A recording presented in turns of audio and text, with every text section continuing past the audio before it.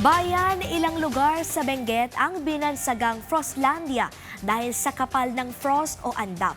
Yan ang ulat ni Floyd Brents. Sa gitna ng malamig na simoy ng hangin sa kabundukan ng Benguet, tila nagising ang ilang sakahan sa isang pambihirang tanawin. Mga pananim na nababalot ng yelo at makapal na hamog.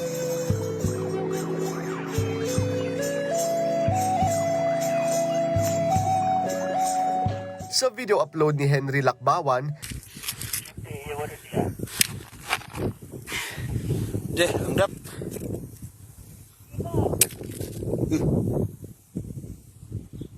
pinakita niya na ganito kakapal ang yelo sa ilang bahagi ng daan na ito. Sa isa pang video na upload din ng isang netizen, makikita na pinapalibutan ng yelo ang isang punong ito. Ang farmer naman na ito na si Maverick Banyes, manual niyang inaalis ang yelo na ito sa kanyang tanim na gulay. Kahit ang tanawin ng Mount Pulag, napapalibutan din ng andap.